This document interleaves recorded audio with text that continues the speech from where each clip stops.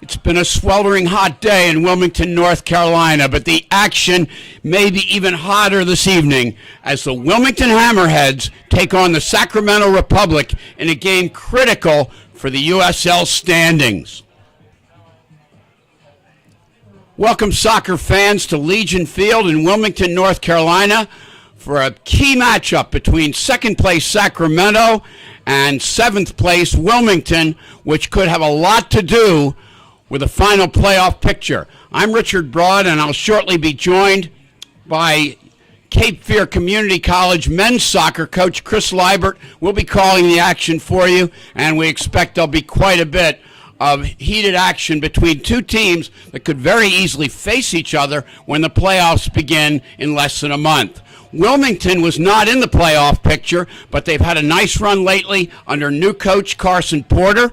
They won one, and they won the first home game under Coach Porter the other night, defeating first place Orlando City. This is what's gotten them a good look at the playoffs, and if the playoffs started now, they would be in action against either the Sacramento team or Richmond. Sacramento, on the other hand, in their very first season in the league, has been a smashing success, selling out every game and performing equally well on the field. They have clinched a home field advantage in the first round of the playoffs. They're within 4 points of first place Orlando City, so this is a key matchup for the Sacramento Republic. Both teams are anchored by very, very strong defenses. Sacramento is led by Nemanja Vukovic, well-known, well-traveled central defender, and he pairs in the back with his countrymate, Emra Clementa, who will go on the right side in the back alongside of Vukovic. The center defense has been a strength for Wilmington all year.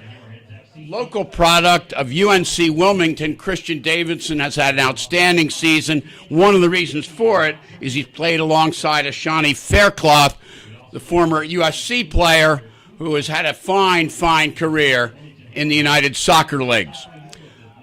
Both these teams have done very well in the second half of the season. Carson Porter took over from legendary coach David Irving, who led the Hammerheads to much success over the course of 15 years. And you're speaking of legends when you talk about the coach of Sacramento Republic. Predislav Radachevich, who most of us just know as Preki, was one of the leading scorers in history of Major League Soccer, played on the U.S. national team. His lethal left foot scored many a goal in the course of his U.S. and professional career. He's the main man on the sidelines for the Sacramento Republic. Should be a great match tonight. Wake Forest products abound in the Hammerheads lineup as a result of Carson Porter's experience at Wake Forest, a longtime assistant there under Jay Vidovich. Ross Tomaselli, Cody Arnaud, and Corbin Bone, who scored the first goal in the victory on Friday, are Wake Forest players who will be playing in the starting lineup tonight. We'll be back shortly for the opening kickoff. You're watching Hammerhead Soccer on YouTube. Join us after this.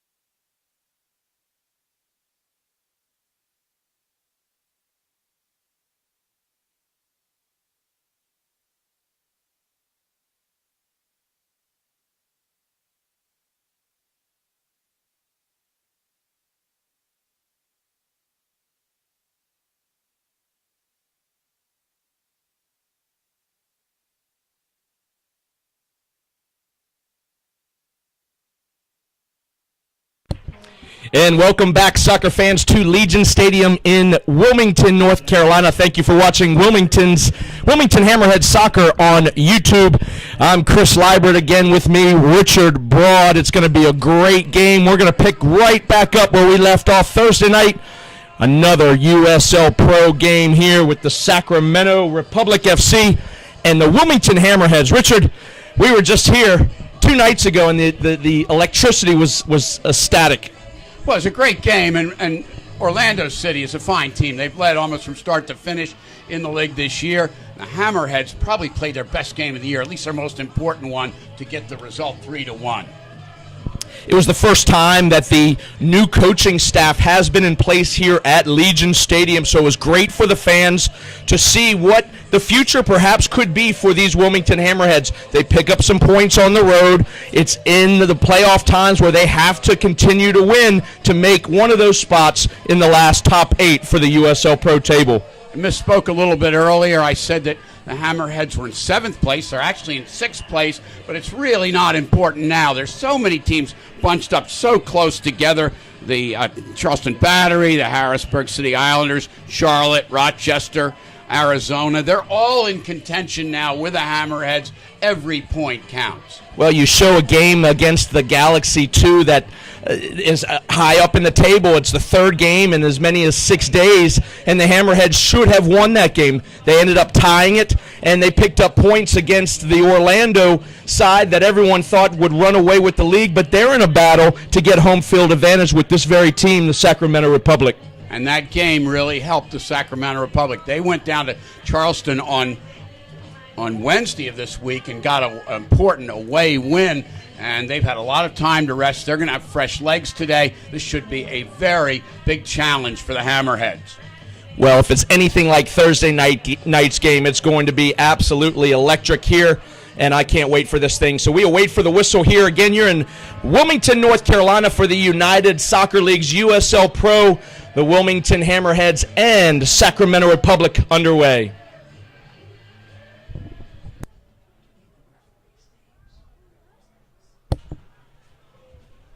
And here's a quick start for Sacramento. The other night we saw the pressure that Orlando put on the Wilmington Hammerheads, but it was a quick early goal that Wilmington actually put in the back of the net in the 3rd minute. So you just have to finish your chances.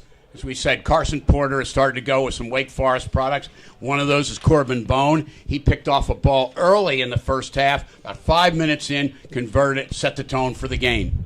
So Wilmington in the blue and white striped jersey, white shorts and white socks, moving from left to right on your computer screen. Sacramento in an all maroon pitch except for their socks. It's sort of a golden set of socks here, so they're moving from right to left on your computer screen, or hopefully you're plugged this into with an HDMI cord and watching us on TV. Again, thanks for joining Wilmington Hammerhead Soccer.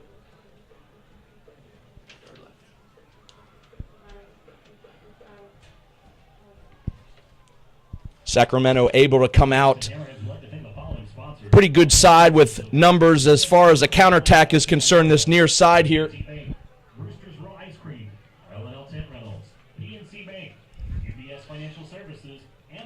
And the youngster K battles. He had a great job the other night, a great game, Richard. He actually had a goal and an assist. He's only 19 years of age in the 21 jersey for the Hammerheads. Times Mark Anthony K shows that inexperience, shows that youth, but he's a dynamic, explosive player. Created a lot of opportunities down the left side, especially in the second half.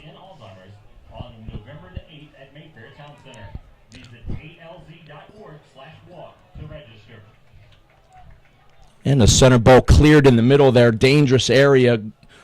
Guzman unable to control it, and it comes across midfield and back to Michael Daly. Chris, as we pointed out, Sacramento has had 1 extra day to prepare for this game. They came down and watched, and already you see them attacking down the left side. That's where Orlando City had their most success, and it's going to be a lot of pressure on Troy Cole, who likes to come forward from his right back position, but he's got to get back in. You can see James Kiffey, the left back, pushing way up for Sacramento already.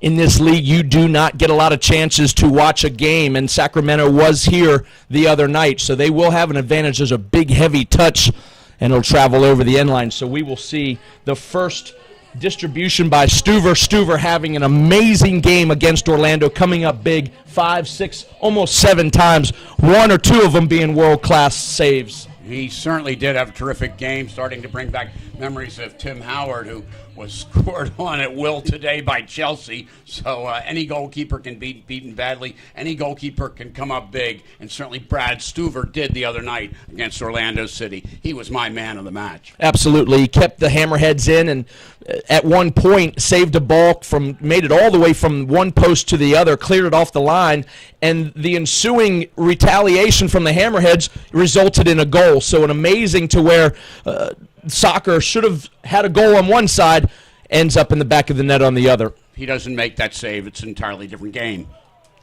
There's a good collection there as we talk about Stuver in goal for the Wilmington Hammerheads. He hasn't lost his edge, coming out very quickly to collect that cross. See, very, very good possession by the Wilmington Hammerheads. They showed a lot of composure from a lot of pressure the other night, and they've picked up right back where they are of being composed coming out of the back. This is what Carson Porter really stresses. Under David Irving, the Hammerheads played a more direct style, trying to find forwards early up top. Carson Porter, product of that Wake Forest program, where they really emphasize possessing the ball and keeping it away from the opposition. They struggle with this in the first few minutes, or the first half the other night. But they're trying to establish possession, as you can see right now, even if it's in the defensive third. Finally a ball out as Troy Cole unable to control off his chest, but last touched by Sacramento will be a throw-in for Troy Cole and his side. As you see, he likes to come forward out of the back. The danger when you try to keep possession is you give up the ball and give it away an attacking third repossession, which is what the Hammerheads capitalized on for the first goal the other night. That ball too high for Kay as it does get across midfield finally for Wilmington, but in no possession of any sorts on the side of the mid-stripe. So will be a throw-in for Sacramento. Here's Ruggles. And Sacramento coming away with it. Lopez all the way outside and out of bounds. Narrow field here at Legion Stadium. We talked about it the other night, Richard. It's a football stadium. It's a football field, as you can see with the lines on the field, fans. So, again, a very narrow pitch here at Legion Stadium. Definitely gives an advantage to the home team, and it's important for that visiting team to adjust as quickly as possible. Here's a turnover here just inside of midfield and all the way outside again. Here's Lopez. Series of 3 Hammerheads on him. Able to get the ball across, and Guzman does a good job to keep possession. I've already called out the name Rodrigo Lopez a few times already. The number 8. He starts out wide on the left, but he drifts into the center, and he's been a very productive scorer and assist man all year long.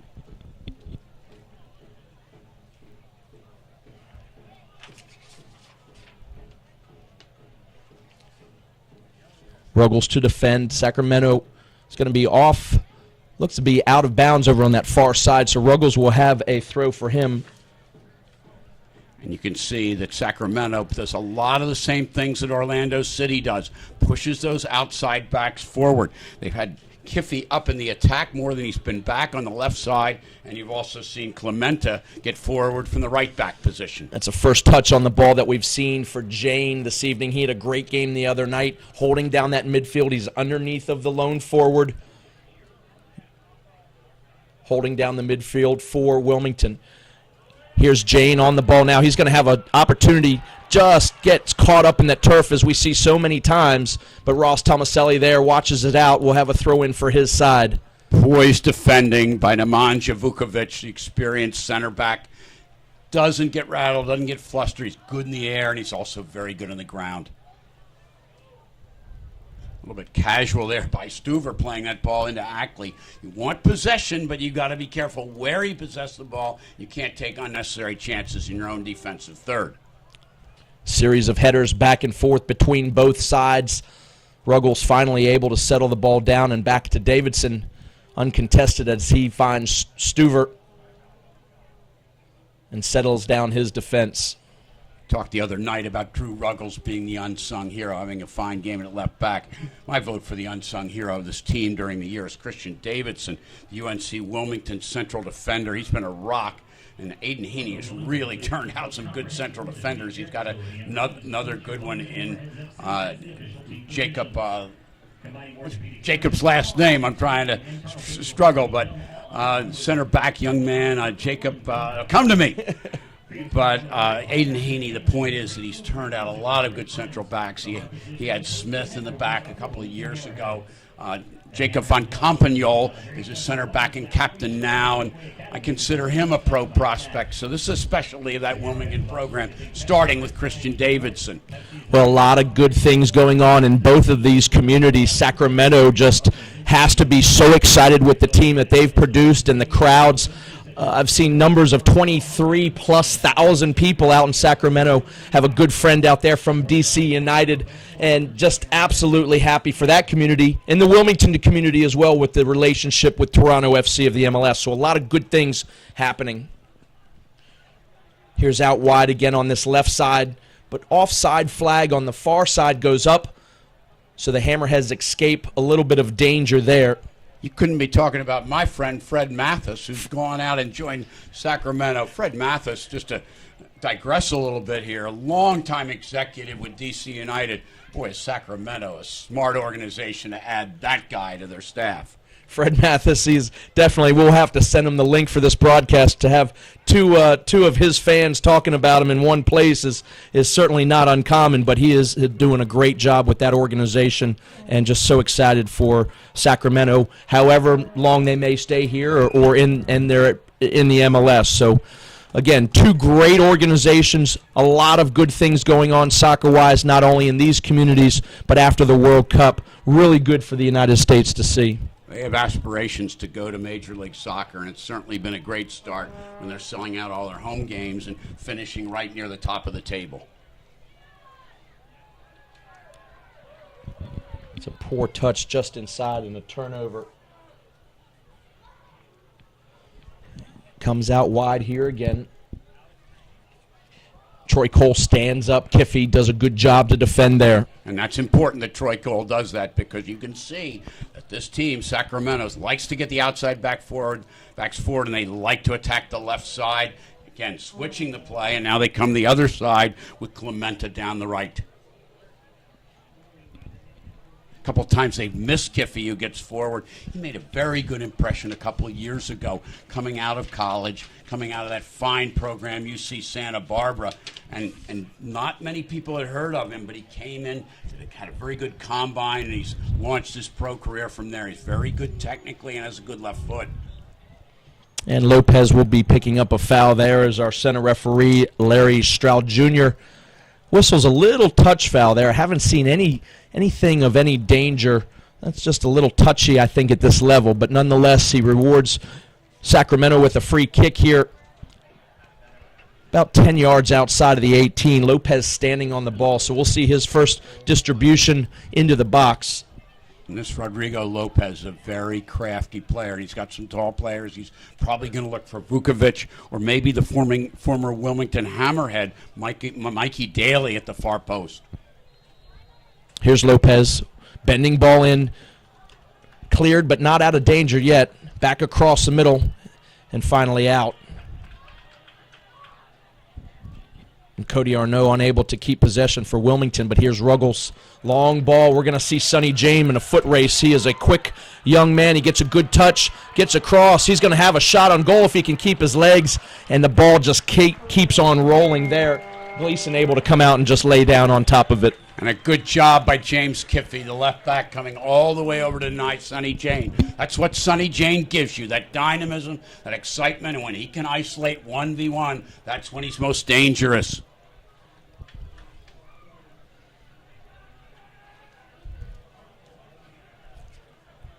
Good defense there again by Ruggles, unable to be turned. Push forward here for Jean. Series of touches, cross to the middle. This is going to be a shot taken, deflected off. I tell you what, that's a tough situation for the Hammerheads. If Ackley is not able to get there, that might be trouble finding the back of the net. Just getting a foot in front of it, deflected, so we'll see our first corner kick from that far side. You are so right, Chris. Brian Ackley being called upon by Carson Porter to hold down that defensive midfield. He played almost everywhere for Indiana. Not that much in that center midfield position as a defensive player, more as a wide player, more as a defender, up top. Very versatile player. Maybe he's found a home in front of the back four. Corners whipped in. Stuver able to get a mid on the ball and clears off. Here's Sonny Jane. Last touch by Sacramento.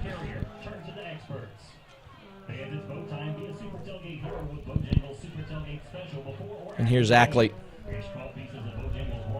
Ruggel with time on the ball, finding Bone. Big, long ball to the far side. Again, too much. Corbin Bone, excellent passer of the ball, both long range and in tight spaces. That's twice that Wilmington has tried to go over the top. You didn't see too much of that the other night. They must know something about Sacramento, perhaps, to try to beat them long. I don't think the backs are as big and quick as Orlando the other night, so that's what they might be trying to do to go over the top. I think they've got a little advantage in pace, especially if you can spring Arnaud and especially Sonny Jane.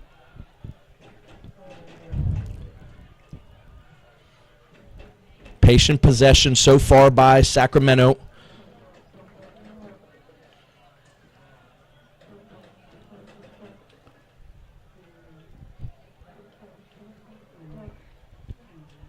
Ball's going to run all the way back to midfield. Guzman able to collect it before it goes out of bounds and stays with possession for his side. Here's a long ball over the top.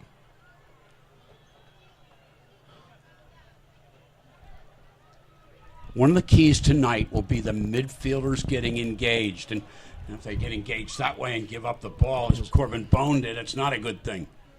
Costly turnover here. Hammerheads do have numbers behind the ball, so Sacramento patiently trying to find the seams to get a strike to see what Stuver has for them this evening.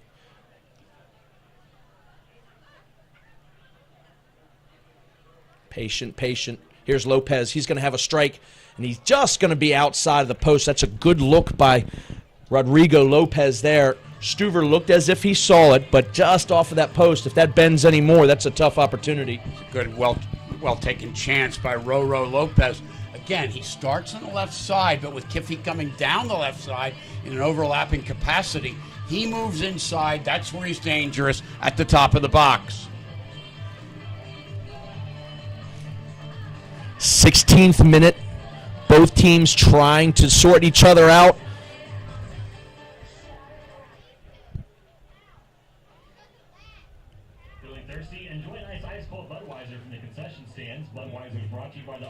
Big K able to get a head on the ball. Series of headers back and forth. And a foul whistle there just inside the Hammerhead side of the field. Sacramento likes to play into the feet of those two big forwards, and sometimes they like to play it in the air as well. Bartolome and Adam John, the Stanford grad, imposing players up front. They're going to be a handful for the Hammerhead central defenders.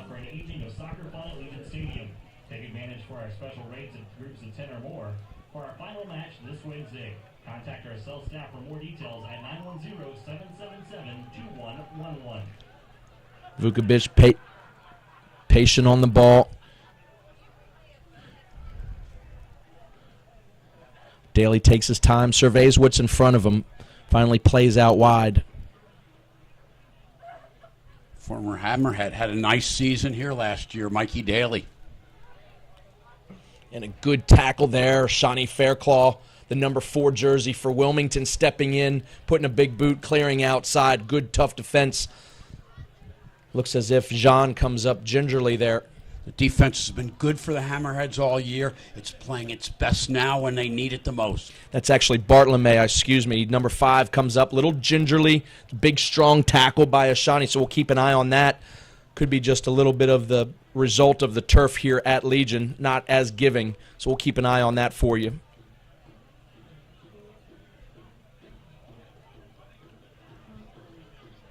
Here's Lopez. He's got some real estate.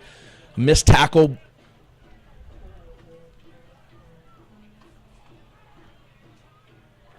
Nice recovery by Shawnee Faircloth. He was involved in the play. Didn't quite come up with the tackle cleanly, but came back in. Stuver was there to finish everything up. Bone getting very close on some of those crossing passes to his defenders. We've seen one of those come back at us tonight. Got to be really careful with playing that kind of possession in your own final third there.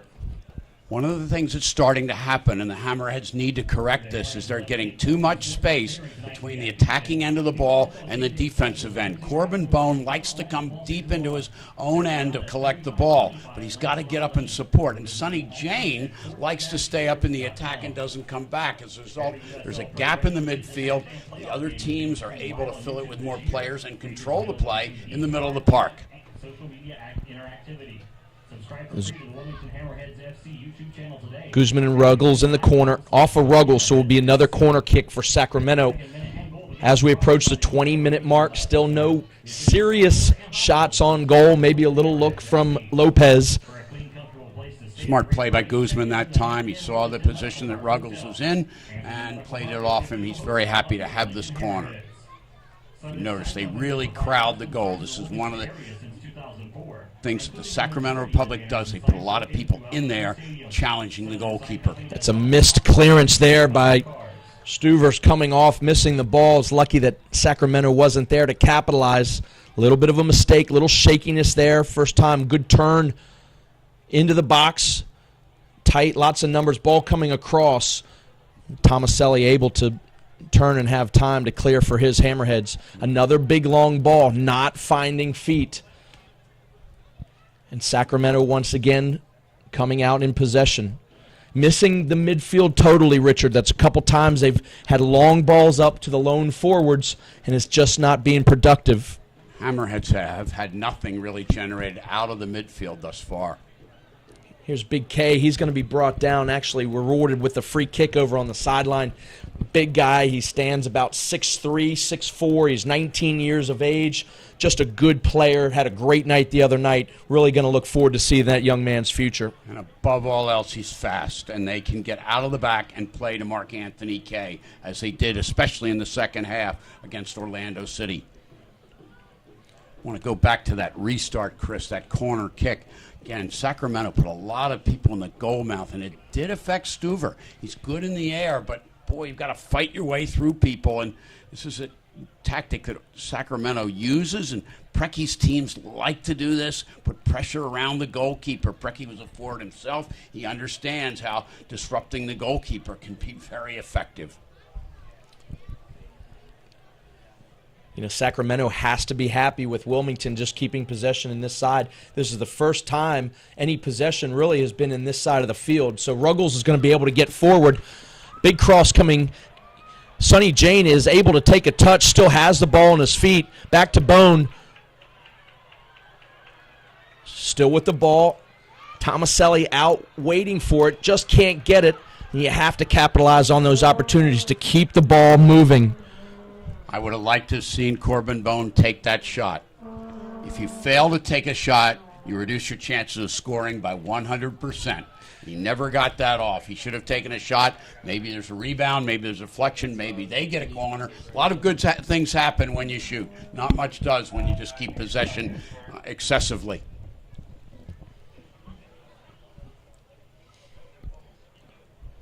All the way back to Gleason.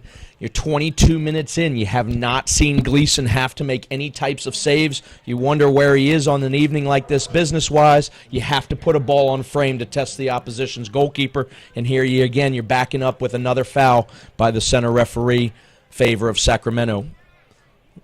And careless ball there. Ruggles able to step forward and counterattack.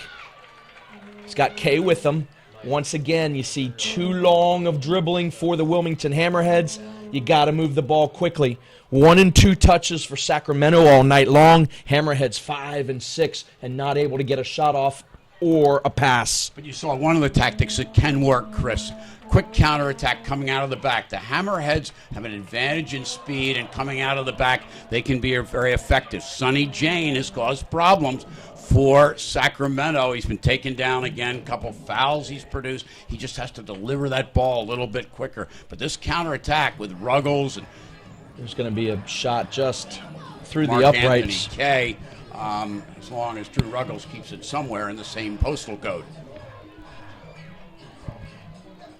Yeah, that's not where you want to see Ruggles take that attempt. He's got Kay on the outside. You want to see the big man be able to turn the corner and get into the box, of course, where he's more dangerous. So Wilmington doing well, getting across now, a little bit more possession, not backed up as deep. 23 minutes gone here at Legion Stadium. Your score 0-0 between Sacramento Republic and Wilmington Hammerheads. Sledge right down in front of us trying to excite the crowd. Seems to have done so. Matter of fact, everybody's watching Sledge rather than the game. Troy Cole does a good job to collect the ball, but aimlessly just clears it. And all the way back to Stuver. I think Carson Porter has had a word with Troy Cole. He's not been so venturesome coming forward because Sacramento was trying to exploit that early. They've been denied. Troy Cole's been very steady, and they've really not given up much down the left side as they did the other night and started to give up early in the match this evening. The Hammerheads would also like to wish a very happy birthday to Mike Pet Lynn today. Happy birthday, Mike. Fortunate there is a bit of a casual, sloppy ball by Davidson, put Ruggles in a bit of a spot, but he shields it well, gets a throw in. Hammerheads can keep possession, but I'd like to see them, Chris, get possession in the middle of the park, not their back end. Get the ball into the midfield. That's where you can play and keep possession. You lose the ball on your defensive end, as they almost did there, you can be in a lot of trouble. You know, Troy Cole has the ball at midfield. His forwards and other midfielders are 10, 15, 20 yards away, unable to find another connection. Good possession in the back, but again, they are not connecting with the midfield and the forwards. Like to see them possess the ball up higher. Once again, Corbin Bone loves to come back and collect the ball, and he can serve the ball accurately over long distances, but it creates too big a gap in the middle of the park.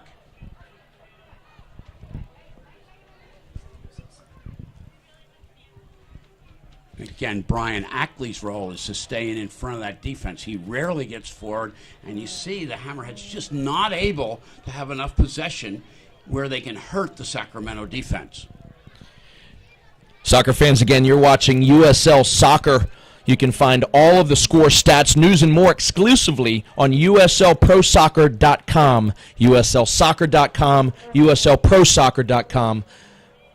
All the stats, all the updates. Brian Ackley taking one for the team as Lopez came in. Ackley blocking the shot. I like him in front of that defense. Big, strong guy, athletic guy from North Carolina, finally finding his home in the defensive part of the midfield. Fairclaw, big service up. Cody Arnaud, as we saw the other night, unable to get the ball at his foot. He's not the biggest of players, and the guys are putting him up against these giants. He's rewarded with a foul there. Cody Arnaud is isolated up top. Now they play Tomaselli wide. He can get in. Mark Anthony Kay can get in, but really he's in front. And Sonny Jane has to become a very better supporting player and not give balls up like that. That's a dangerous ball here. Shot going to be taken easily. Stuver just able to lay down, but you don't want to be running backwards as defenders there. Certainly Bartolome should have done better with that, get a little deeper in the box and hit a shot or a service. Easy for Stuver, but a possibly costly turnover there by Sonny Jane. Could have been costly. Bartolome tried to take that shot. I think he was wise to do so. He's not going to beat a Shawnee Faircloth. And I'm very impressed by the Hammerhead central defenders. Shawnee Faircloth's a player that I knew when he played at University of South Florida. He had a fine career there. And Christian Davidson, again, out of Aiden Heaney's program here at UNC Wilmington, where they seem to just keep turning out good center backs.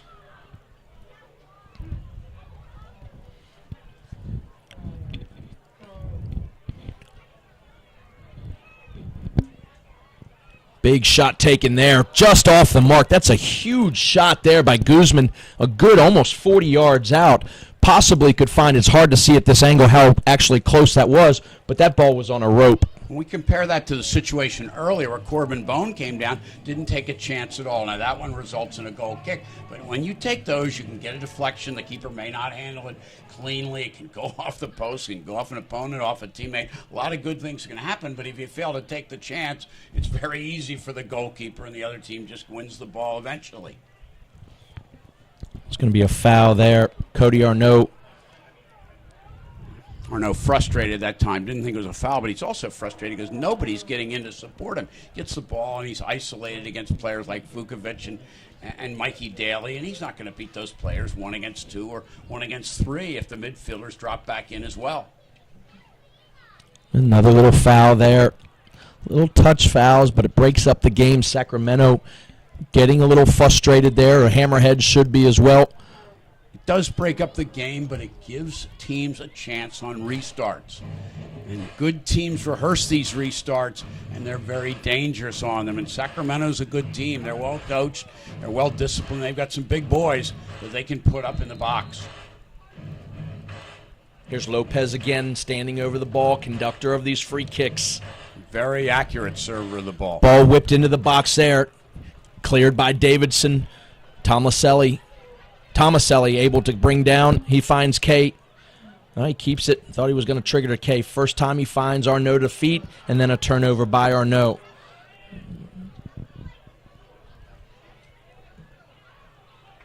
Here's K.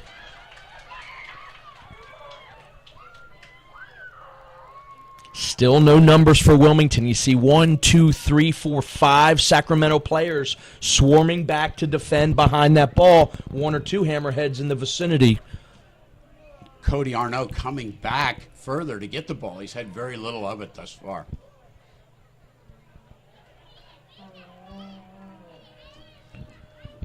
Out wide to Arnault. He's got Tomaselli. Going to be able to reach it before it goes out. He keeps it in.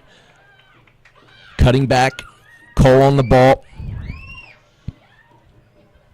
And around to Ackley. This is where you want to possess the ball, and then you can get balls in if they're played in better than that. Drew Ruggles must do a better job of serving it, but that was a better possession, giving them a chance to attack into the attacking third.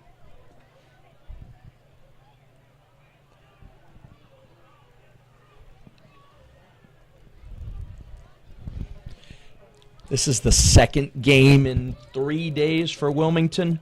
And Sacramento playing on Wednesday after traveling. It's been hot. There's no breeze running right now. It's still in the 80s down on this turf. Richard, at what point do legs, because at least for Wilmington's concern, same people that were on the pitch for 90 minutes the other night, are legs a little slow? They didn't substitute a lot, the Hammerheads, and they've had one less day of rest than Sacramento. And this is the same lineup. Can't blame Carson Porter for using a lineup. It was successful, but it's a very valid point, Chris.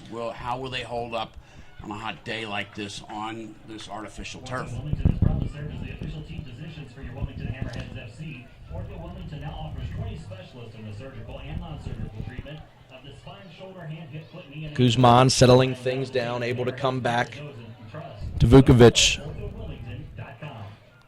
Still no seams up top. Well defended by Wilmington. Lopez unable to time. Big K able to come back. A series of passes between Sonny Jane, unable to keep it. And boom, here's going to be a shot taken. No touch by Stuver. Will be a goal kick. So not quite on frame there. A little far out. You like to see these shots coming near the edge of the box or just in the box. They must not have seen the other night of Stuver's play because they're testing him from distance. They keep giving shots like this. Sooner or later, somebody's going to get a hold of one, and that was James Kiffey, the left back, coming across the field and hitting a shot from about 25 yards. There's just too much space defensively in the midfield that they're giving to Sacramento and giving them time to play. No foul called there, so play on. Bartolome going to strike, and there's going to be Stuver again to make a great save. No real difficulty, but a good shot on frame there by the number 5 jersey for Sacramento. And that time, Bartolome took on Ashani Fairclough, and he did beat him. It's rare that you can beat Ashani Fairclough one-on-one. Bartolome did that. Stuver had to come up big. Lopez all the way outside. Offsides on the far side there. Thought the line was pretty well set in there, but once again, unable to find the feet of Cody Arnaud up top, the captain for the Wilmington Hammerheads. And here's transition for Sacramento. Into the box, a diving, lunging save by Christian Davidson. And unable to be kept inbounds there. Just missed James Kiffey a few times down that left side. And Christian Davidson's probably blocked 3 or 4 shots already. Unsung hero tonight, unsung hero all season long. He's had a fine, fine year in the middle of the defense.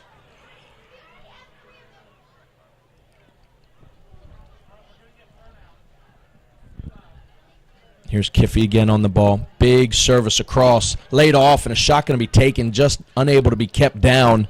So the Hammerheads backing up a little bit more. Sacramento keeping possession here, moving forward, getting some shots off.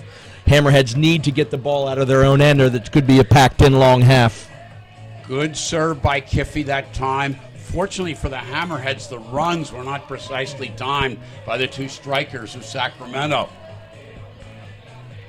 You mentioned, Chris, the fatigue factor. I'm seeing signs of tired legs at the end of the first half. We're about 34 minutes in. We've got another 10, 11, 12 minutes to go, and this could be a critical time if Sacramento can keep the pressure on.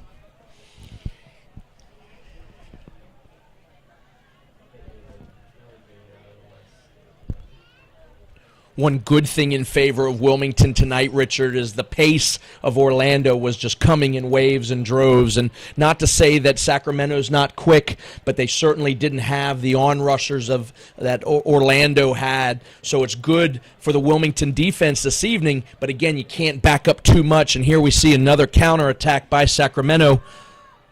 They've got numbers. Lopez into the box. And well defended, and back out again here to Kiffey. Troy Cole's had a very fine game thus far. Ruggles able to clear here.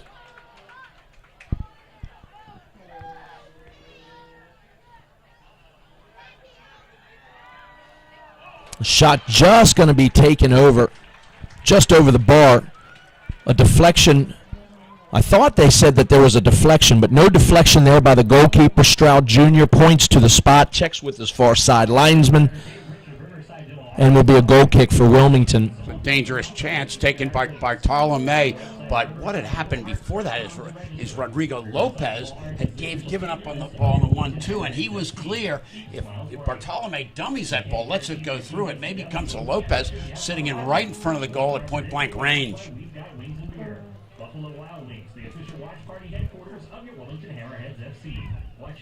Well, big miss kick there by Stuver puts his team under. That's certainly not what you want to see with 10 minutes to go in a half when you've got perhaps tired legs. You want that ball to get well past midfield, able to have some play on the ball. Now you're backed up again, back in your own box. Seeing signs of fatigue, and it's going to be important for the Hammerheads to get out of this half without giving a goal. They've been dominated, especially in the last 20 minutes.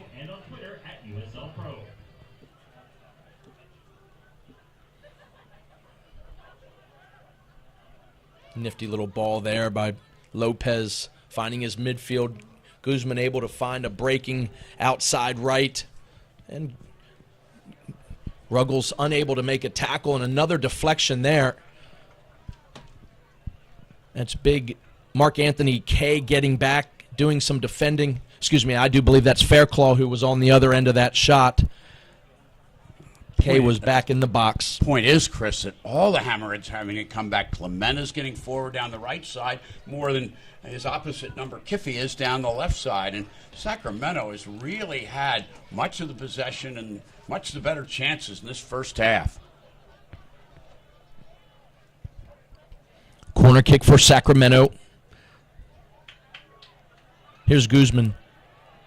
Wanted a handball, Hammerheads, and they get one. So will be a ball coming out for Wilmington. Shawnee Fairclough getting up very slowly after clearing that ball. He's been under pressure. He and Davidson have held up well, but you just can't defend and defend. The Hammerheads have to do a better job of getting possession. They've had very little of it.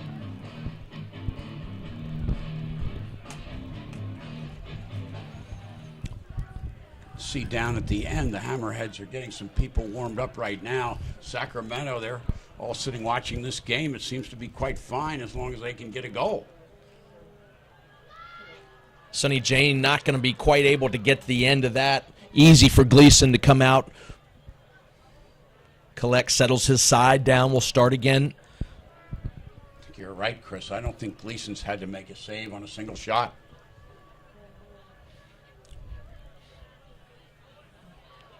And Troy Cole able to get up, make a good header there, and is rewarded with a throw-in.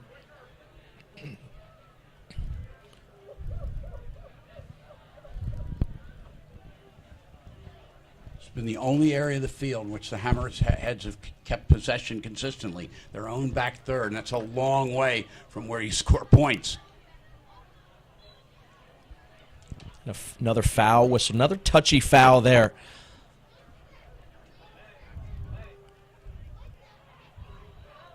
And there's a big one there. We might see our first either talking to or some color on the evening. Yeah, and we're going to see a yellow card caution here in the 39th minute. There's Alvarez coming inside. They like to push those outside midfielders into the center of the park and create numbers in the middle of the field, and they have dominated in the middle of the field thus far. I think we did get a card. I thought Stroud was reaching down into his pocket. I didn't see who it was for. He hadn't called the player over yet. It's either, I haven't seen it shown yet.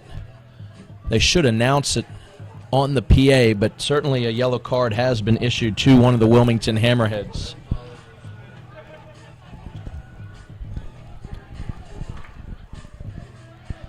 About 6 minutes to go, and Hammerheads are going to be very fortunate to get out of this half even. Here's Lopez on the ball again. Strike taken right at Stuver.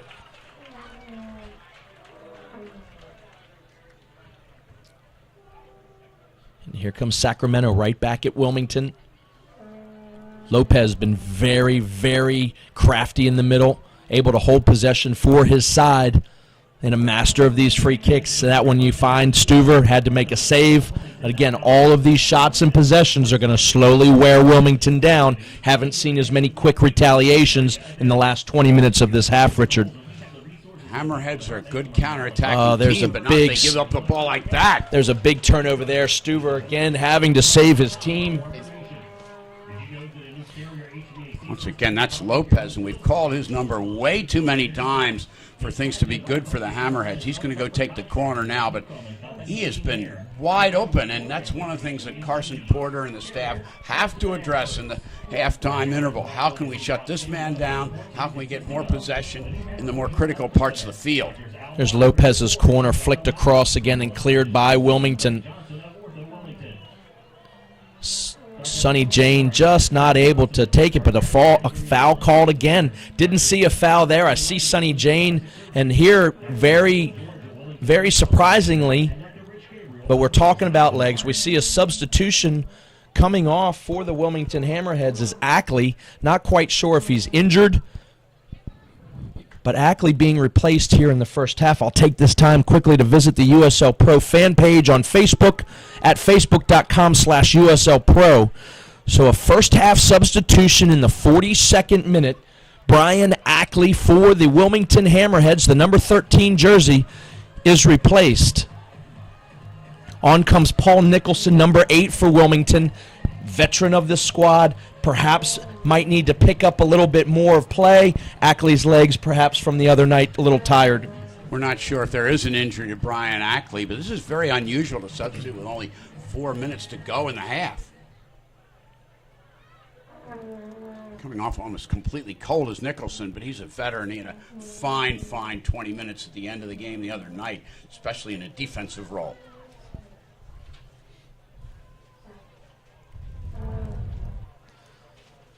Chipped across to the far post, and a shot just off wide there is Bartolome. These two teams played a week ago, a little more than a week ago. Sacramento getting a better edge of a 2-0 game out in Sacramento. So, again, these two teams know each other, and it's imperative for the Hammerheads to get points at home here tonight. They have to make a rebound. They're holding on at will right now, but we're seeing the pressure from Sacramento tonight. If you can be even on the road, you also need to win at home, and this is a game they need to win, and they've shown no signs of even threatening the opponent goal in the first half. Wasted clearance there by Lopez, but giving his team to perhaps settle down and regroup themselves. Stuver certainly taking time. He knows if he has the ball at his foot, he's not going to have any shots being taken at him, so he slows himself down. They look like they can hardly wait to get in that air-conditioned locker room. They have been very fortunate, hardly getting any possession at all in the opponent's defensive end. If you get a shot of the flag, there is no air out there, Richard. I came in just before kickoff here up from the field, and it's dead. There's no air, and that does take a price on lungs as far as the heat, hot, and humidity.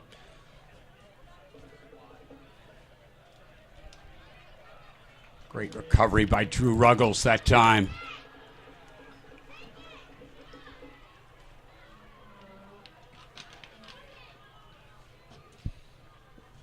And a counterattacking opportunity goes by the board. The Hammerheads coming out of the back, getting Sacramento forward. They need to work and get the ball into the box, get a chance to score. Now they have possession well away from goal, and Sacramento can regroup.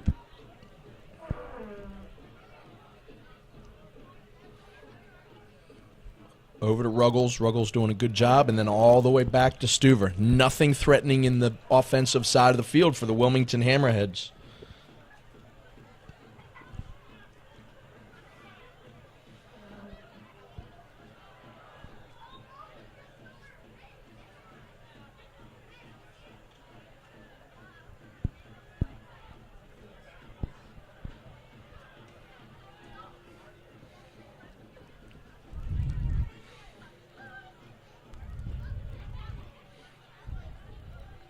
Good little flick outside. Tomaselli unable to control, but gets the ball back. Here's Arnault.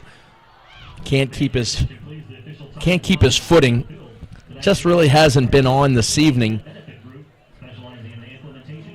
Works very, very hard, but doesn't get the support. Ross Tomaselli, good possession style player out wide, and Mark Anthony Kay can provide some dynamic attack down the other side, but they really haven't played too much to those players. They really haven't had enough possession to give them enough chances. And Ruggles just puts the ball well over. Shouldn't be long here. Hasn't been too many stoppages in this first half, so we await our center referee's whistle. Sacramento trying to make one last effort towards the goal in this first half.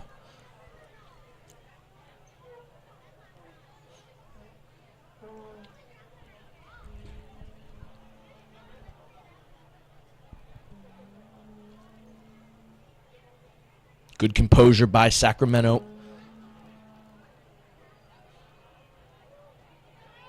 Here's Lopez, going to have a shot. It's going to be blocked. Sacramento wants a handball, but the halftime whistle instead comes. Sacramento wanted the handball there, deflected, but that's the end of the first half here. Not as much excitement as the other night. Really, Sacramento holding most of the possession. I don't think a true shot on goal for Wilmington here. Sacramento going to resort some things and get some extra pressure here before going into half. Sacramento very upset, and they might have a reason to be. They wanted a whistle. It was a whistle ending the half, and Precky's out on the field, and their whole coaching staff is arguing that was a handball on Faircloth, and it very well could have been. So, fans, we're going to come right back and recap the first half. Again, you're watching Wilmington Hammerheads Soccer on YouTube. We'll recap the first half as we get started for the second half of this evening's USL Pro game for the United Soccer Leagues. Don't go anywhere. We'll be right back.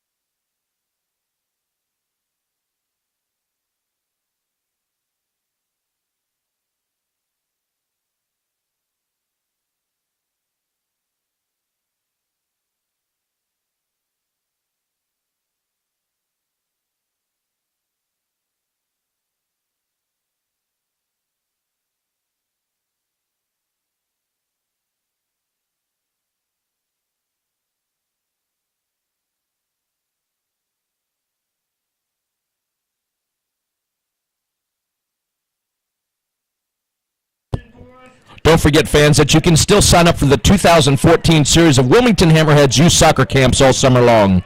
The soccer camp is a great opportunity for boys and girls to develop their overall playing ability and their love of the sport. Campers will receive unparalleled coaching and instruction from the Wilmington Hammerheads, coaches, players, and staff in an enjoyable, friendly environment. Learn more about the camps and how to sign up by logging on to the website at www.wilmingtonhammerheads.com.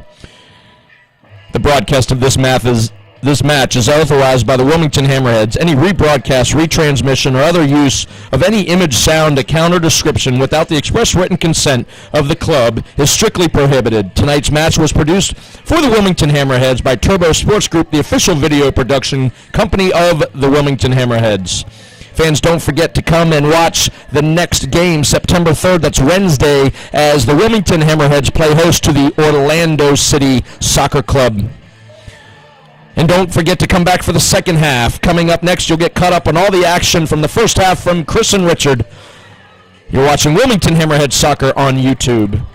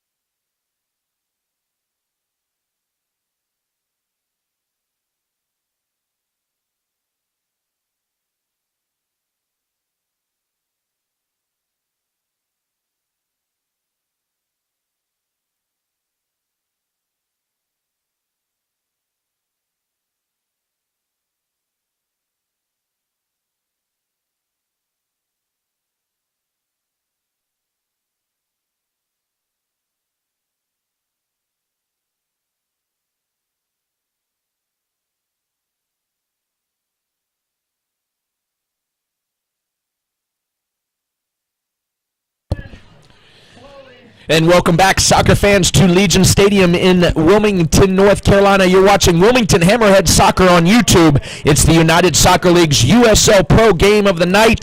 The Wilmington Hammerheads hosting Sacramento Republic FC. 0-0 your halftime score. Richard, first half a little different from the other night that we saw here. Some tired legs, some substitutions.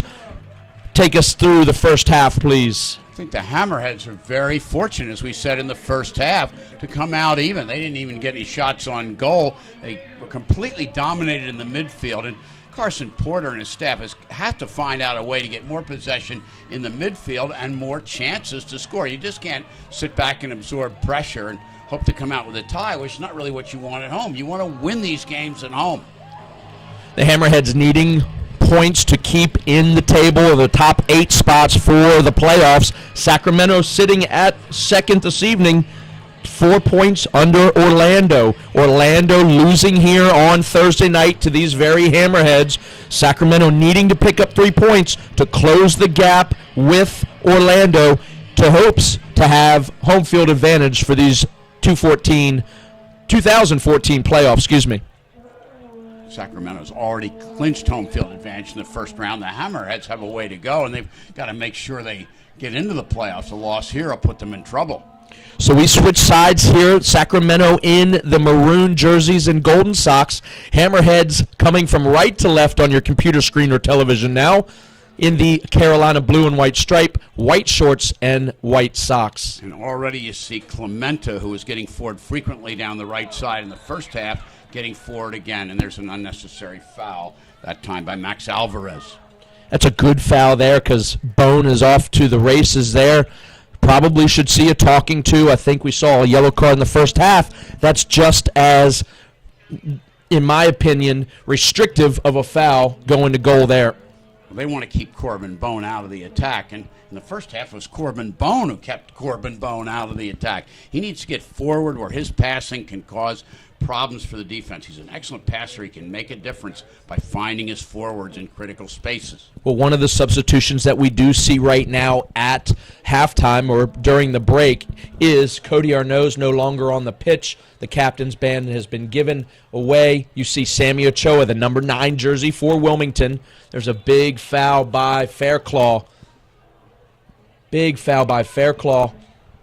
Sacramento going to be able to have a restart here in a dangerous situation. That's a big tackle by the number 4 Wilmington Hammerhead. Chad Bartolome has taken a beating up front. He's been knocked down a couple times, and Fairclough's had his hands full with that player. Interesting substitution, taking Cody Arnaud off.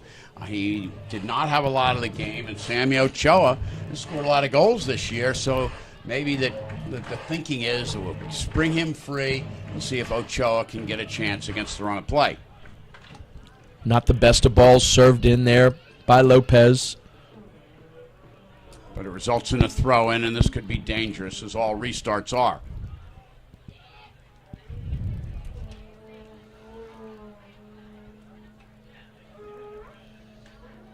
Throw into the box. Not cleared out of danger yet. Lopez able to keep the ball on his feet, but a turnover, and here comes Wilmington. Sonny Jane onto the outside. Broken up at midfield.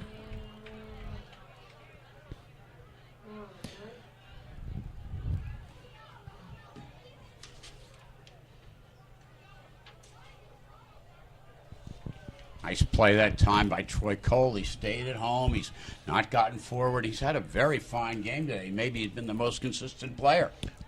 Arnaud passing that captain's band to Troy Cole. Right back, number 5 jersey for Wilmington.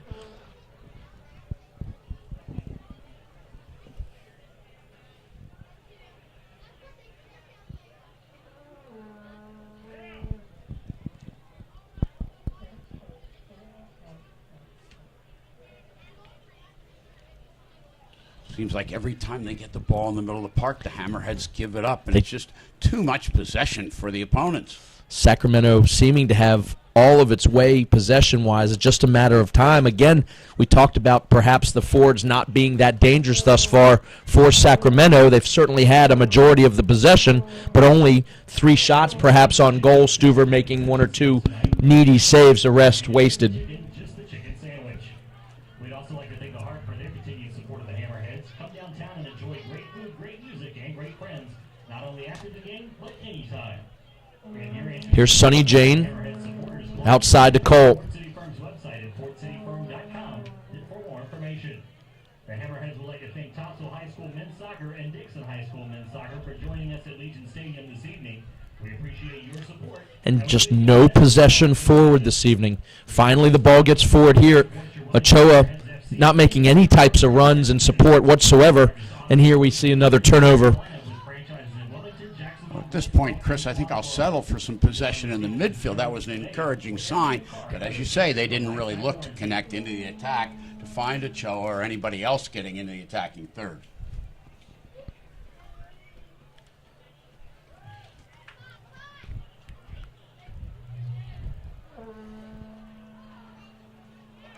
Here's a turnover here. It could be costly.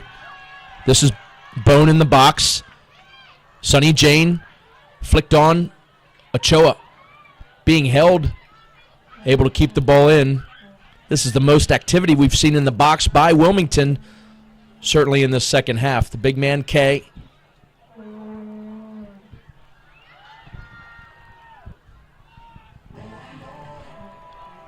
Nicely defended that time by the other Montenegrin, Clementa at right back, doing a good job with Kay, who's been very quiet in this game so far.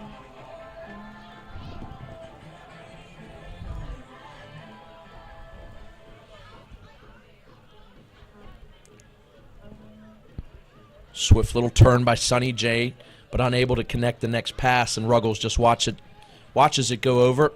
Well, we're seeing now, Chris, Corbin Bone definitely getting the attack, and I am virtually certain that Carson Porter has told him, we need you forward. We need you to create plays and get into the attack. Fine play by Nicholson, who's just a very steady defensive presence.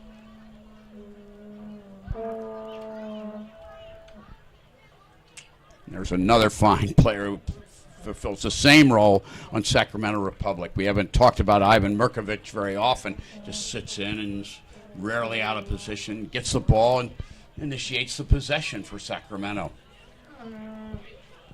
Sammy Ochoa, the number 9, has to do a better job. The ball is on his foot. It bounces off a good 5 yards. There's no defenders around him there, Richard. He has to do a better job for his Wilmington Hammerheads in order to get some offense near the top of the 18, certainly in the final third, and that isn't the touches that you want to see from your leading scorer. He's a different kind of player than Cody Arnaud. Cody Arnaud is a runner, an active player, tries to find spaces. Ochoa is stronger. He can hold the ball, and they have to provide service into his feet, and then they have to support. It doesn't matter whether it's Ochoa or Arnaud or who's up top. You've got to get more people supporting the ball. You can't just keep attacking numbers down.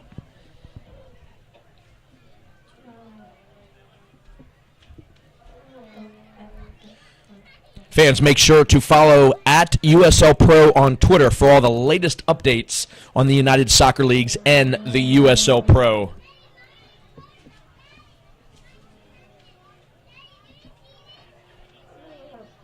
And a foul whistled there. Troy Cole brought down, finds Ruggles all the way on the outside. A quick restart. And the turnover here, costly. But Ruggles able to clean up Kay's mess there.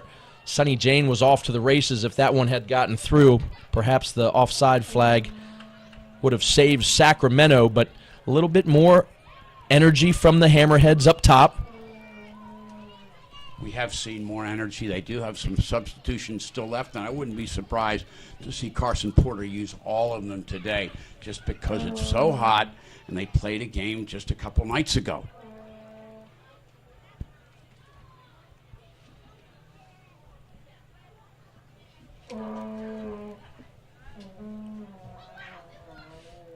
And that ball too tall for Ruggles just at midfield, so Sacramento will have a throw. It's been several minutes since we've seen a good possession from Sacramento. And Bartolome does a great job to get the ball outside. On that left side, Troy Cole, Ross Tomaselli, and a strike coming across service, but no one home. Ruggles able to clear it. Where you hate to see that as a coach. You construct something nice, and then the cross just goes to nowhere.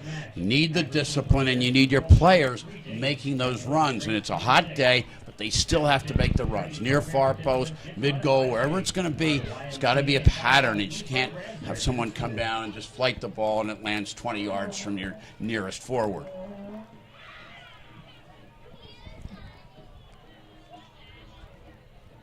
Good job on that far side there. Kiffey able to bring the ball down. Wasted clearance by the goalkeeper here again. You still haven't seen Gleason have to make a save this evening. Well, the one good thing about it is the element of surprise. The easier games for a goalkeeper are often the ones like the game Tim Howard had against Belgium. He gets so involved, and you just can't. It's not hard to keep your focus. You've got to maintain it. If you're not getting any action, then you can be a little bit unprepared when they do get a shot.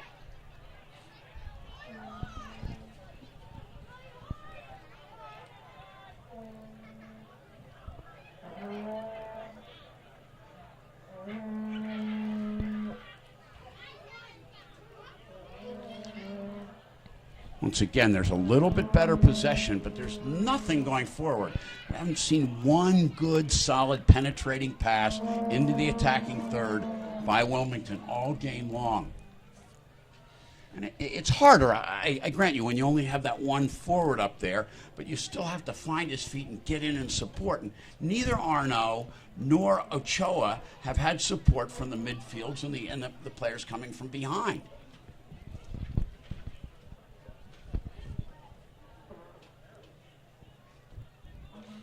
This is one of those classic games that between the 18s, a lot of possession by both teams and no real dangerous shots. Again, Sacramento only having about 2 or 3, Wilmington not having one at all. So unlike the other night, which was extremely exciting for soccer fans, it's a little boring at this point, Richard.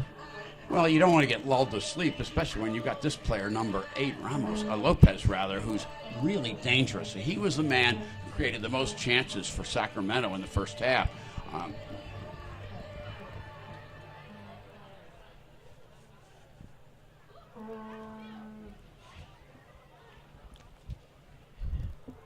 Here's Guzman all the way back to his backside. Vekovic.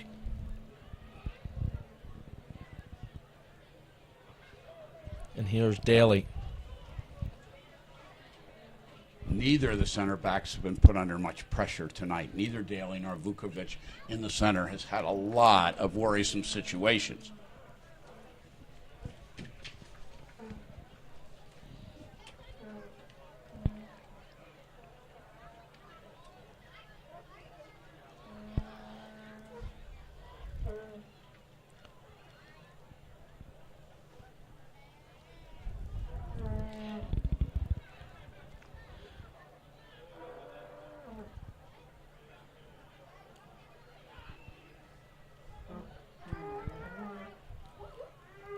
Big ball outside from Bone.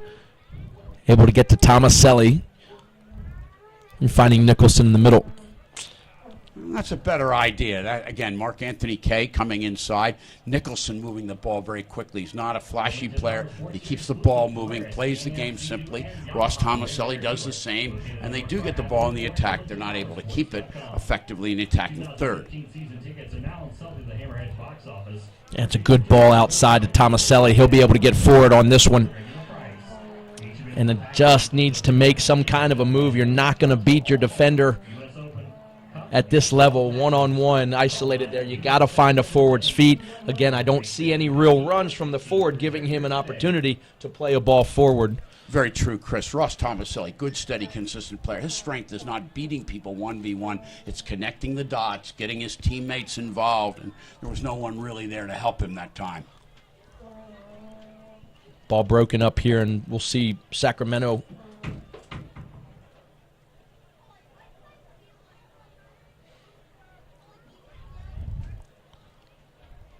Sacramento has made a bit of a tactical error. I think they've slowed the game down a little bit. I don't know if there's fatigue setting in for them, but they had the pressure on the last 15, 20 minutes of the first half. I think they need to keep the tempo up. They're not going to outrun the Hammerheads. They're not as fast there. Here's a ball. Here's a chance there, and it's going to just be offsides, or just off the post, but offside flag goes up, so would not have counted in any situation. So, but that is a little bit burst of speed. You see a difference of pace. They had slowed the game down. That was a good little burst, and Wilmington's lucky to get out from not having a ball in the back of their net on that run. I think Ashani Faircloth not only skinned his leg, but he skinned his confidence a little bit that time. He was worried, getting up very slowly, breathing a sigh of relief.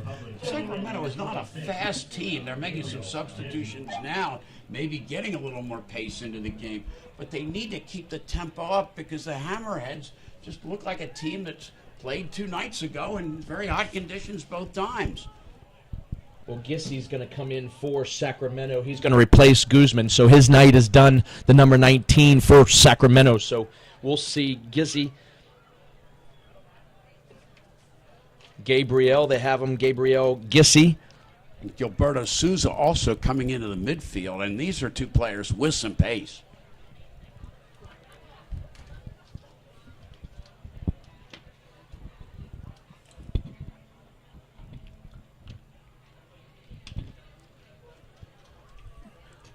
Good touch by Ochoa, but Sonny Jane unable to keep the ball with his side, and there's a turnover. We'll see Nicholson.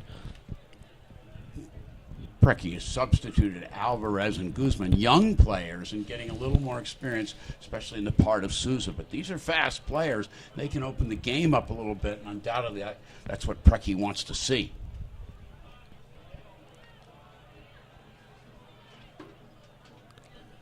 A little bit of miscommunication there between Gleason and his back there. Kay almost able to sneak around the corner there, but it's off of him. And actually getting rewarded with a throw in there. I thought it was off of him. Mikey Daly can't believe it. He's incredulous about it, and so am I. Ruggles has a long throw in, and this is a good opportunity for the Hammerheads. Let's see if they can make something constructive as they did out of this the other night.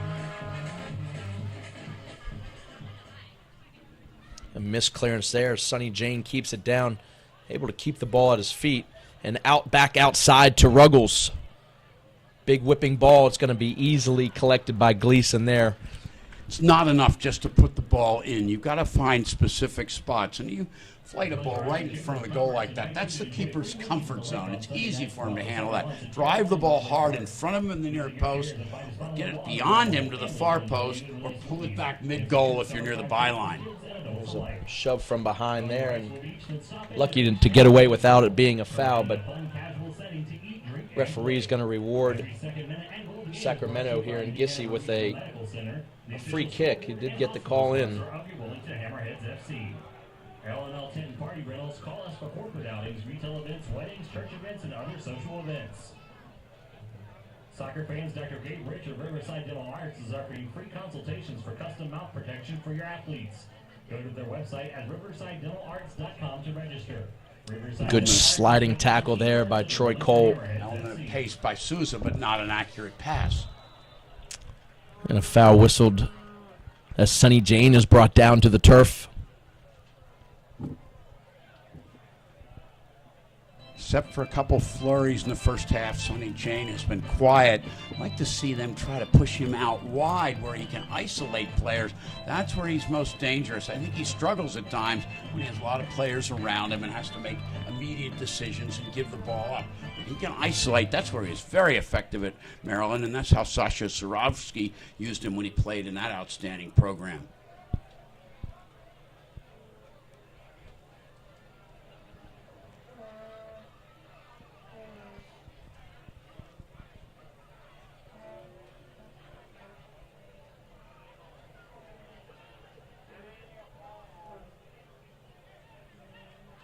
Again, solid, consistent, nothing spectacular from Christian Davidson, just simply allows the ball to go outside and wins the throw-in.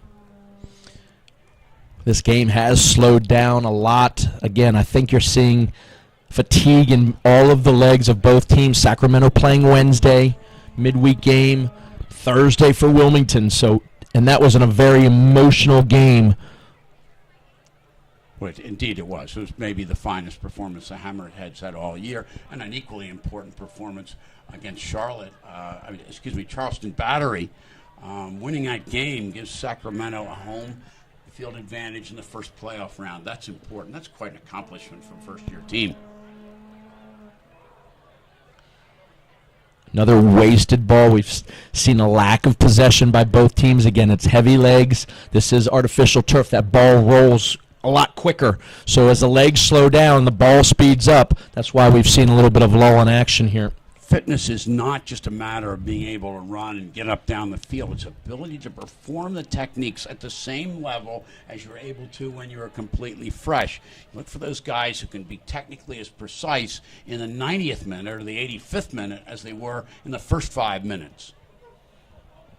And we're seeing a real lapse in that tonight.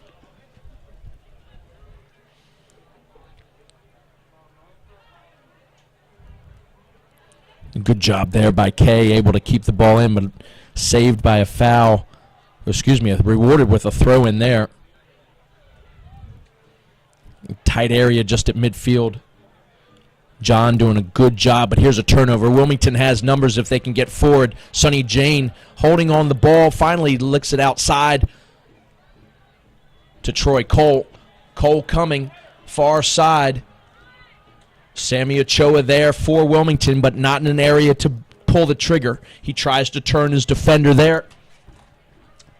Good run by Troy Clemente. Cole. He likes to come forward. Hasn't done it much today. Makes a well-timed run, gets a good ball from Tomaselli, and then the crosses to nobody. You have to put it on people's feet, on their heads, find specific spots. It's not good enough, especially at this level, just to flight it in and hope somebody will arrive. It's just not going to get the job done. That's going to be the end of the night for Chad Bartolome, the forward for Sacramento. He's going to be replaced, I do believe, number 9, Dakota Collins. So Bartolome done. Collins comes in up top.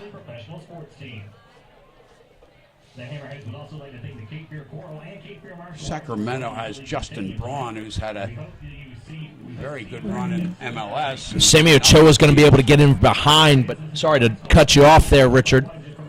The excitement there a little bit. We haven't gotten the ball in the attack very often, so we want to certainly see if that'll result in something. But I was saying, Justin Braun on this team, and he's not with Sacramento tonight, so they're looking for a little bit of spark from Dakota Collins. He started at UCLA, and then he transferred out, and a lot of promise early on, and maybe he can find it again under the guidance of Preki here in Sacramento.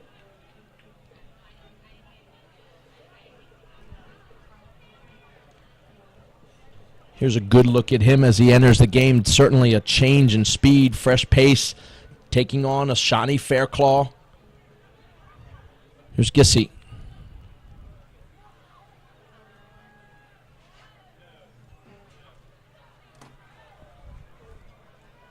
That's Sousa that had that last touch on there, Richard. His first touch that we've seen with him. He's a dangerous player. He can get forward. There's a shot coming, but just wide. No trouble for Stuver there. Again, Clemente has been effective coming forward down that right side. On the other side, they've really shut down the attack very effectively. Just a matter of Troy Cole staying at home. Drew Ruggles has been the more aggressive player, and Sacramento's looked to exploit that. But in the second half, it's been very, very solid. Neither team with a particularly good chance. Sonny Jane's night is going to come to an end. You're going to see Tom Parrott come in for Wilmington. Parrott and Nicholson started the majority of the season in the center midfield, I should say. So they're coming in, hopefully, anxious. They've lost their starting positions a little bit here as the season's winding down. So they're certainly going to be proving a point to get their team forward and back on the board here. Well, they are, and I talked the other day to Carson Porter, and he said, we made the change not because Parrott and Nicholson weren't doing the job. We need more attack, and they've not generated it today, so perhaps he's saying, look, we've got 20 minutes. We don't want to make a mistake and give up some valuable points here, maybe we don't have enough energy to score, but at least we get a tie. And Parrott and Nicholson, very, very solid, steady players. They don't give a lot to the attack, but they're very, very reliable defensively. We'll take this time to thank Nike. Nike is the proud sponsor of the USL Pro. Follow the @ at Nike Soccer on Twitter for all the latest Nike soccer updates.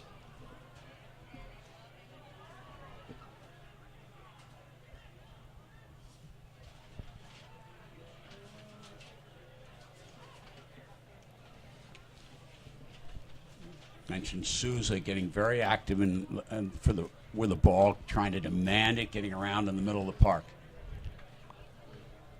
Sacramento slowing things down again, taking their possession, taking their time. John up top. John's been relatively quiet this evening, hasn't found too many seams to get through. That has to do a lot with Christian Davidson in the center back, Ashani Fairclaw. Certainly does, Chris, and this is the strength of the Hammerhead team. If they go to the playoffs, a lot of credit goes to those two center backs. They've been rocks since day one. Very solid, good communication, good understanding. Hammerheads have not given up a lot of soft goals because of the play of the central defenders. Ochoa getting a big ball, but again, not a dangerous cross, just a high lofting ball, but Ruggles able to keep possession, not able to find the seam there. I think you spoke too soon there. We've got to do a better job to the Hammerheads of making that pass into the attacking third.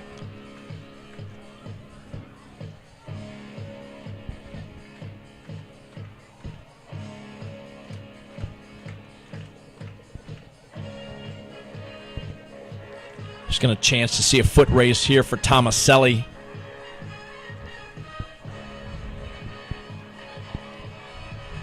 Ross Tomaselli's not going to win those foot races, but he is going to connect the dots. He's a good technical player. He can find players on that ball, and this is what Carson Porter likes about Ross Tomaselli. Very smart player who knows the game, and again, he's a product of that excellent Wake Forest system.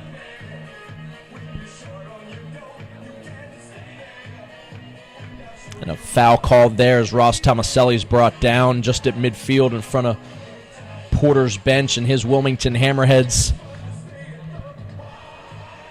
Fans have been relatively quiet, not a factor this evening. A lot has to do with the pace of this game. It's been quiet, little uneventful compared to the other night, and even after the other night, it was Military Appreciation Night. They had fireworks here, and a lot of fireworks going on for the Hammerheads that night. Not many fireworks tonight on the field. Nobody really pressing the issue. In Sacramento back, I don't think they're content with a draw, but they just haven't solved this solid, very dependable defense, especially with Nicholson and now Parrott in front of them. Yeah, Nicholson's brought down after the play there. He did a great job to turn. He's such a solid player there in the midfield. Again, I don't know right now if I can't read Carson Porter's mind, but he may be satisfied with a tie. But he does have some options on the bench. He's got Manu Aparicio, who's a good attacking player out wide, and Stephen Miller, who started a lot of games when David Irving was here, and he's a very animated player, a guy with a lot of energy. So again, if you want to tie at home, okay, but I don't see anything from Sacramento, especially in the second half. Might be a time for Carson Porter to maybe gamble and try to steal a goal and come out of here 1-0. What a win that would be.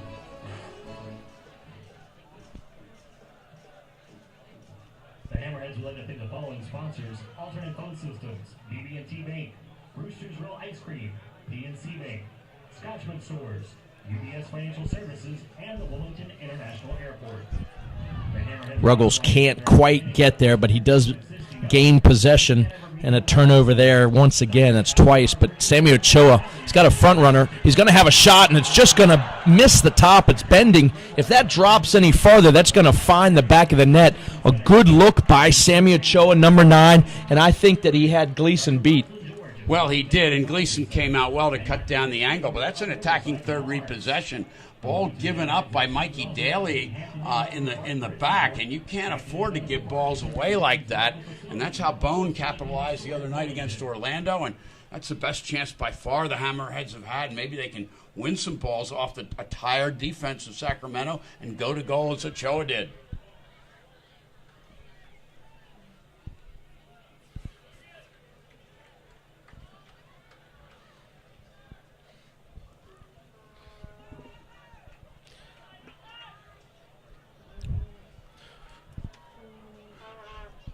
Richard, would it be safe to say that this second half is the opposite of the first half as far as possession? I feel that Wilmington has had more chances and more possession as Sacramento's been back up against the wall in this second half. They're going to get possession if you see passes like that by Gise. I mean, I'm not sure if he's colorblind. He just gave that away senselessly. Sacramento had the better of the first half, and they're the ones that look tired now, and I don't know what the situation is, but when you change personnel and you're doing well, you sort of disrupt your rhythm a little bit, and this may be what has happened. I thought they did very well in the first half. They weren't too effective in the final third. That was the problem there. They really didn't take most of the advantage of the opportunities created. The Hammerheads have made some adjustments, done well. I'd like to see them come out in the last 15 minutes and bring a couple people on, maybe Aparicio, maybe Miller, and try to win this game. I think it's a winnable game, and I think Sacramento is sort of settled in expecting a tie. I think they can get a win tonight. That's a big, hard challenge by Troy Cole just at midfield, so will be a free kick for Sacramento. I think the substitutions, though, that Porter has made, though, has been true veterans. They come on, they want to get their jobs back. They've been on a lot of minutes in this field. They've got a lot to prove. They hadn't been on the field the other night against Orlando. This is the time to do it, to get their buzz back. Well, I can't argue with the quality of players you brought in. Paul Nicholson looking like a magician on that play there. That's not his game. He's just a solid ball winner. Here's going to be a chance for Boone if he can get across his defenders. A little chip, great save there by Gleason. That's the first time that he's had to make a save tonight. Big K gets his feet in. Nifty dancing with the ball, but he turns it over as well. Big opportunity there for Boone. For Bone. You'd like to see him, but again, he's been running for 75 minutes, but you want to see him do better in that opportunity there. Well, he's a good player. Corbin Bone is not the kind of player who's going to score on breakaways, and if he gets a breakaway in 2 consecutive games, you got to wonder what's going on here. Sacramento a little bit sloppy in the second half, and I think the substitutions have caused them to fall out of rhythm, whereas you play experienced players like Nicholson and Parrott coming on. They know their roles, they sit in well, and Ochoa's been pretty effective. He's a strong guy, and he's put some pressure on that defense. Here's Nicholson again, getting involved, winning the ball for his Hammerheads. You don't like to see negative headers. Ochoa's header going back into the defense, into the center of the field. It's almost as if it's a poor clearance coming out. It puts the ball into danger as you're forward. Have them hold it up there. You want to see Ochoa do better in that situation. One of the reasons why Sacramento struggled, they haven't gotten the ball to Lopez enough. Now they get it to him, and look what happens. Subscribe for free to the Wilmington Hammerheads FC YouTube channel today. Ruggles does a good job to see the ball go all the way across his defense line and out of bounds, shielding off Lopez there. Talk about fitness. This is a guy who's fit through Ruggles. He gets up and down the park, and he seems to get stronger as the game goes along.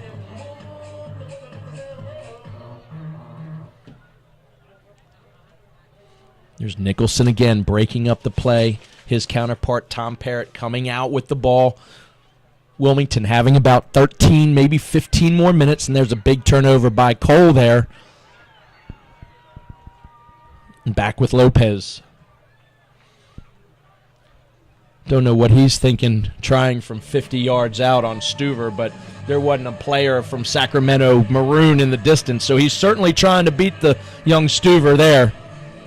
I think he's thinking Stuber went over to get some of those good refreshments on the side, but he's not going to do that. Brad Stuber very, very solid. What was happening there was Lopez was trying to chip Stuber, thinking that Stuber was off the line, and not a good percentage play. Again, fans, you're watching Wilmington Hammerheads Soccer on YouTube.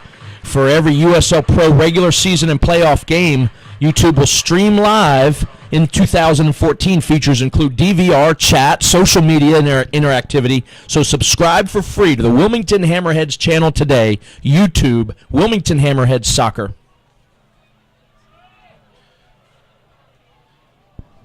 And there's Ochoa after the whistle there, but he's having an attempt on Gleason from a good 40 yards out. Well, he's put more pressure on the defense, and again, there's not been a lot of pressure on those two center backs, Daly and Vukovic, but that time Vukovic was called for a handball. He had to battle with Ochoa. He doesn't agree with the call, but Ochoa gives you that physical presence. He wears you down. It's a different dimension than Cody Arnaud brings. So we'll see Ruggles with the ball, going to be serving it into the box again. Probably a bending ball to the far side. 1, 2, 3, 4, 5 Hammerheads up on the line. You got big Mark Anthony K up there. That's probably going to be the best target here for Ruggles.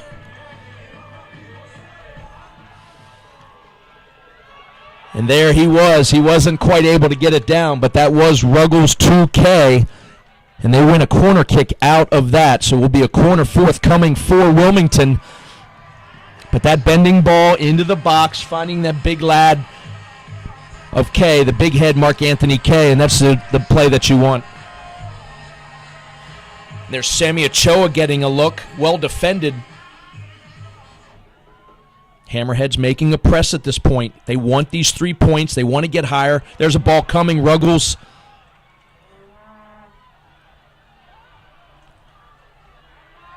Shot going to be taken and deflected.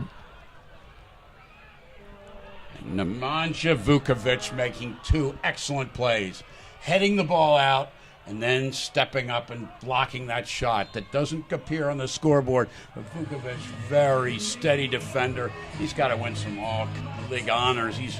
I think he's the most important player on Sacramento, their most valuable player. Just so consistent, powerful left foot, wins balls in the air, wins them on the ground. What more do you need from a player?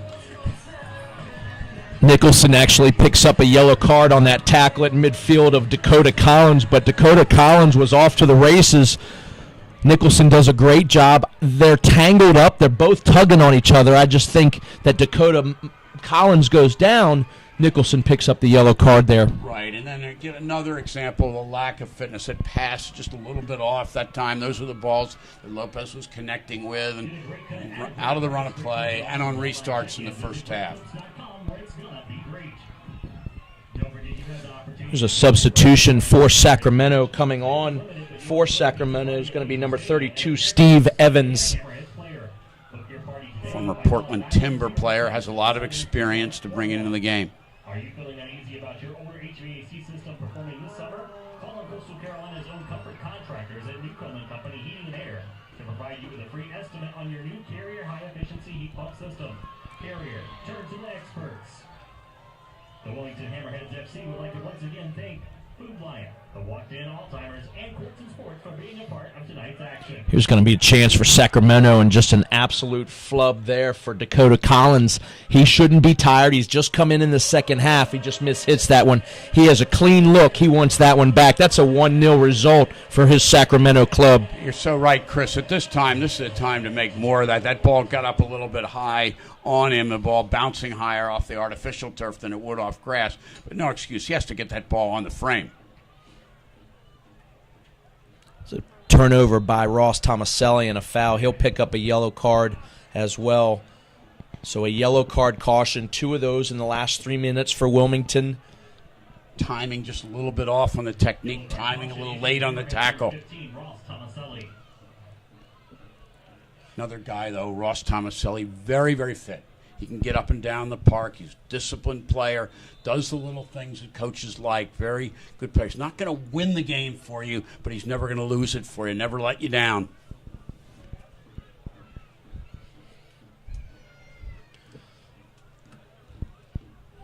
So the clock reads 83 minutes here at Legion Stadium. The Hammerheads and Sacramento Republic FC trying to pick up points. Sacramento trying to gain on Orlando City Soccer Club, who's at the top of the table of this USL Pro. The Wilmington Hammerheads right now in a spot for the 8 for playoffs, but they want to get higher. They know that it's going to be a tough road the last couple of games in the likes of seeing Orlando again here at Legion Stadium, and then 2 road trips, Dayton and Rochester. And you don't want to end up with a 500 record at home, and that's why I'd like to see them go for this game. I think Sacramento is a little bit tired in the second half, as to be expected, and if they tie this game, they're going to face an Orlando team that feels they should have won the other night and is going to come out really fired up to get a victory on the road.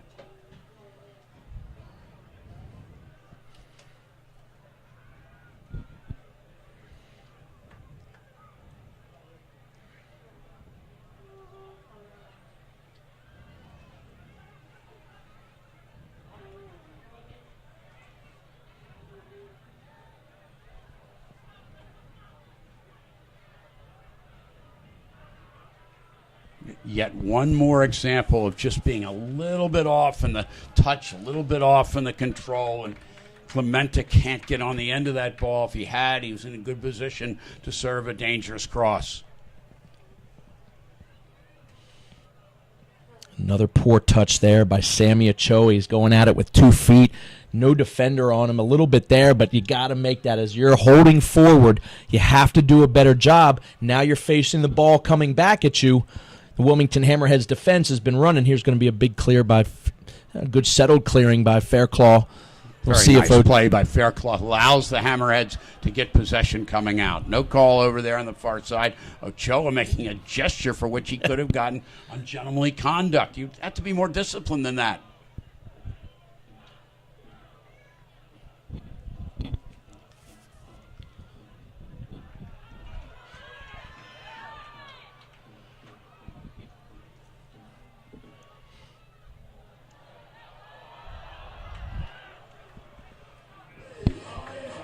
Nice try in that situation. Mark Anthony Kay on the far side. That's very tough to pull that. Hit that first time on a volley on a curving, swerving cross, such as was hit in by Parrott that time. Looks like they are bringing Stephen Miller on the right side to take the place of Ross Tomaselli. That's a good sub. Is typical. Consistent game, but Stephen Miller's an explosive guy. Supplies a lot of energy. Another guy that's very, very fit. Who's had a very good season for the Hammerheads coming out of Colgate, which isn't really a known soccer power, although Eric Ronning does a great job with that program. Yeah, I thought that Carson Porter has done a great job with his substitutions the other night. That one, perhaps, I felt should have come a little bit earlier. You got a tired Sacramento defense. Stephen Miller has wheels. He's gotten and proven to this crowd that he can get around and get forward, starting most of the games earlier in the season. You want to see him have 15, 20 minutes against tired legs for Sacramento. Not second-guessing Porter, but probably want to see him a little earlier.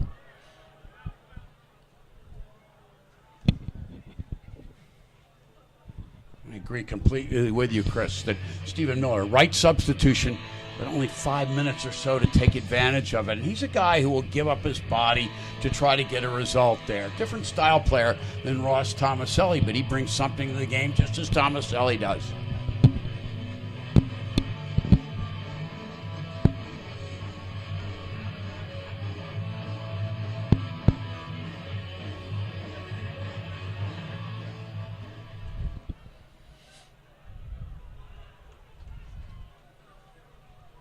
Correct me if I'm wrong, but I think they have one more substitution. Maybe you want to try Manu Aparicio, who's an attacking style player. I'm not sure. I like the energy of Miller. I like Ochoa. If they can get one to him in the box, he seems to be coming back a little bit too far for the ball to my liking.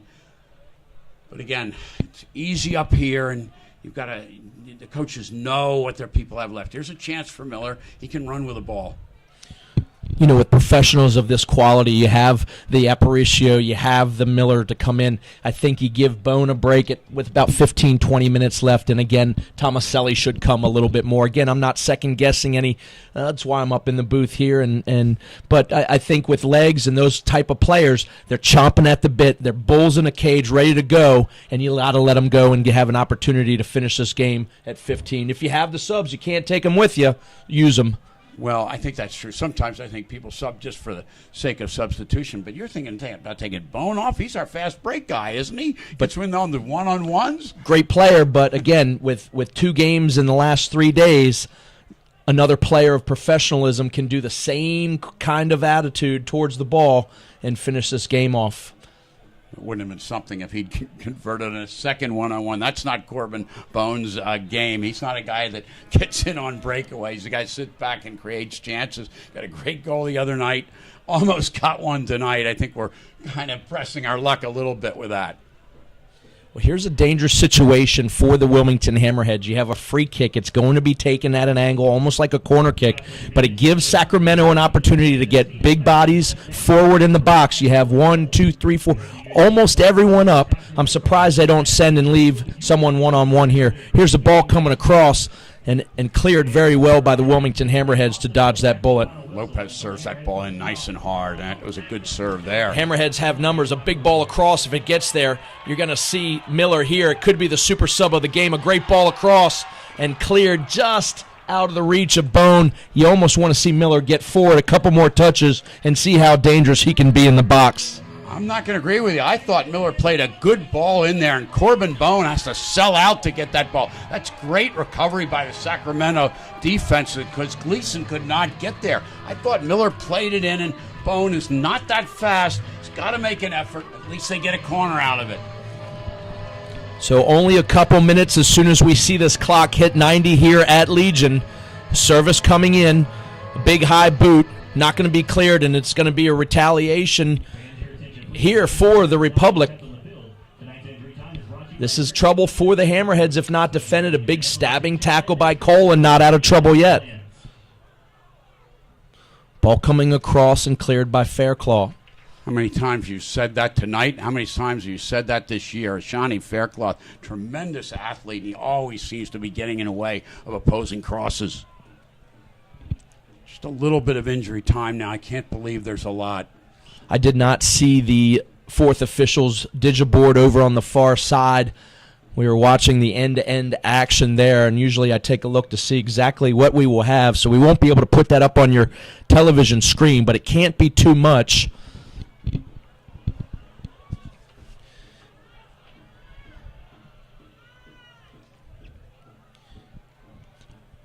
And if this result stands up, that will move the Hammerheads up 1 point in another tie with Harrisburg.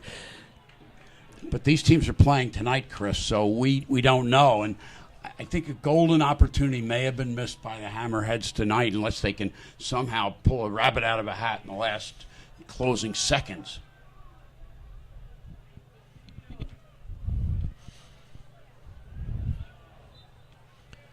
And one last-ditch effort here as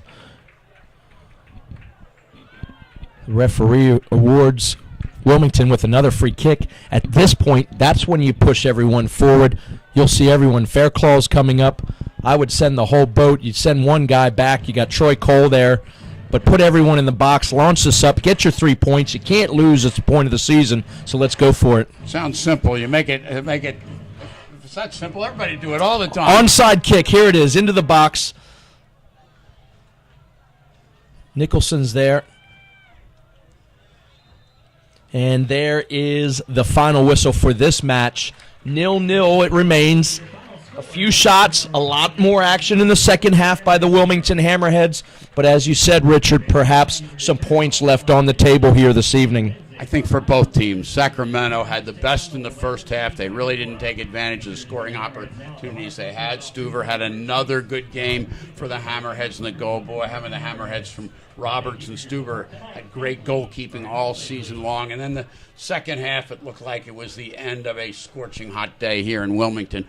Both sides really with tired legs and nobody really able to get a goal. The result can be anticipated, but I think both teams would have liked to come away with a win and had more of an impact in their quest to go up in the standings. Well, depending on the other games this evening, which we don't have up in this press box tonight, but Sacramento picking up one more point, becoming one game away from Orlando, if that stays true, Orlando's points, and Wilmington moving up in a tie with Harrisburg.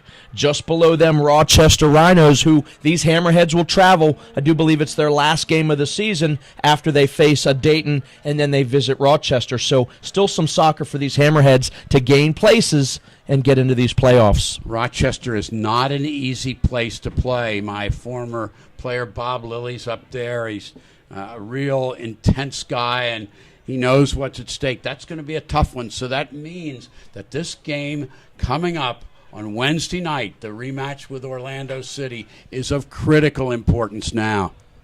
Well, fans, we're going to shut down this evening. Don't have too much to recap. Again, a 0-0 game between the Wilmington Hammerheads and the Sacramento Republic FC. We'd like to say goodbye. Join us next Wednesday for Orlando. For Turbo Sports and all the crew that made this possible this evening, for Richard Broad, I'm Chris Liebert. Thank you for watching Wilmington Hammerhead Soccer on YouTube. Have a great night.